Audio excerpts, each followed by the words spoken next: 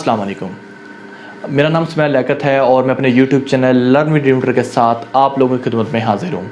आज की जो वीडियो है उसका टॉपिक है फिजियोलॉजी ऑफ रमज़ान।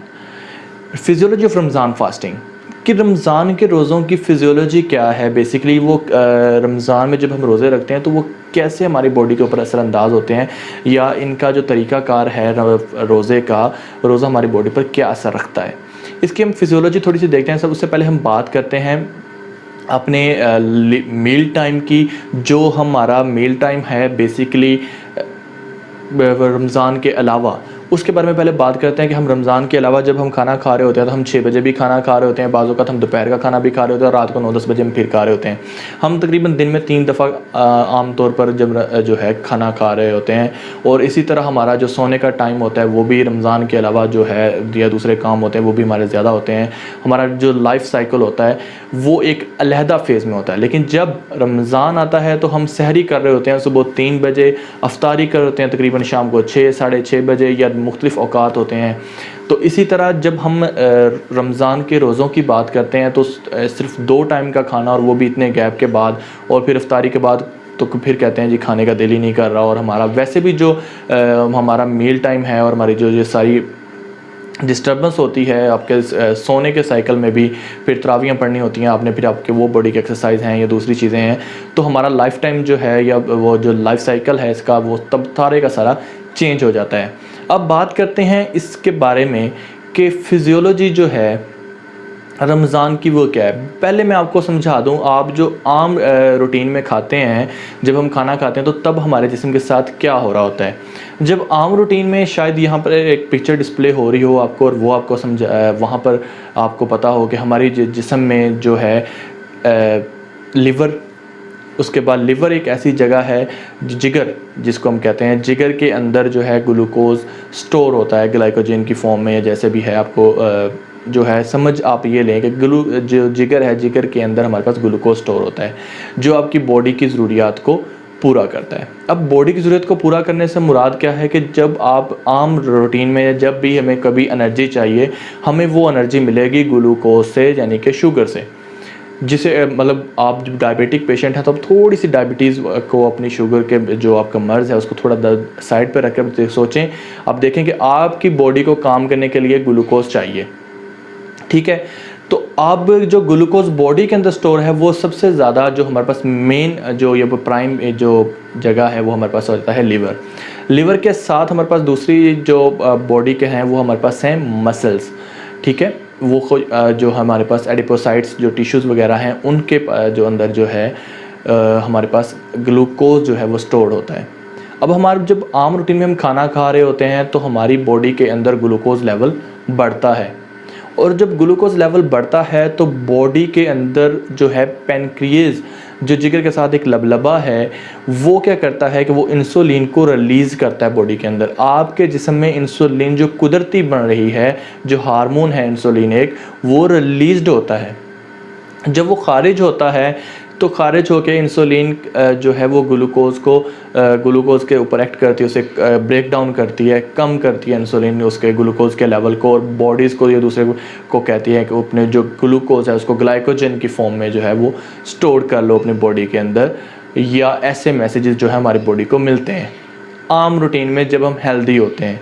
लेकिन जब हम रमज़ान के रोज़े रख रहे होते हैं तो तब हमारी बॉडी का इनटेक जो है फूड का वो बिल्कुल सप्रेस्ड हो जाता है, ग्लूकोज़ हमारी बॉडी को नहीं मिल रहा होता। तो जो हमारी बॉडी के अंदर ग्लूकोज़ है, जो हमारी बॉडी के अंदर स्टोर्ड है ग्लाइकोजन की फॉर्म में ग्लूकोज जो है वो स्टोर्ड है, या फिर हमारी टिश्यूज़ के अंदर जो ग्लूकोज वगैरह स्टोर्ड हैं, तो फिर हमारी बॉडी उसको यूज़ करती है। एक तो ये चीज़ हो जाती है कि जब हमारा रोज़े रखते हैं, हमारा ग्लूकोज लेवल बॉडी के अंदर पहले ही कम है, तो इंसुलिन तो पैदा होने का सवाल ही नहीं बनता। अगर पैदा हो भी रही है, कुछ जो डायबिटिक पेशेंट हैं या कुछ इरेगुलरिटी जो आ भी गई है, तो वो क्या करेगी, और वो हमें जो हमारे ग्लूकोज के लेवल है उसको कम ही करेगी, ठीक है। तो इस वजह से जो हमारे रमज़ान के रोज़ों में हमारे साथ क्या होता है कि हमारी जो ग्लूकोज लेवल है वो हमारा पहले ही कम होता है। हमारी बॉडी, हमारा जो बॉडी की जो ज़रूरियात हैं वो पूरा करने के लिए हम सबसे पहले जो है वो जिगर से जो है ग्लाइकोजन को ग्लूकोज में तोड़ते हैं, ग्लाइकोजिनोलाइसिस, ग्लाइकोजन को ग्लूकोज में तोड़ना। उसी के साथ साथ हमारी बॉडी जो है वो टिश्यूज़ से, जब हमारे पास यहाँ पर अमाउंट बहुत कम रह जाती है तो फिर हम अपने टिश्यू से जो है वहाँ पे जो स्टोर्ड ग्लूकोज है उसको यूज़ करते हैं।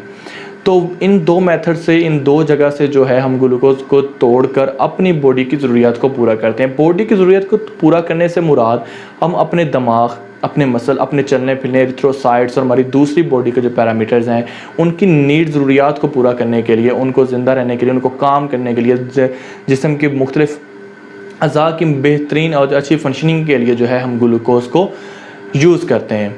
तो हमारे रोज़े में जो है हम रमज़ान के अंदर जब हमने रोज़ा रखा होता है तो हमारा जो बॉडी के प्रोसेस हैं वो ग्लाइकोजिनोलाइसिस और ग्लूकोनियोजेनेसिस और वो स्टार्ट हो जाते हैं।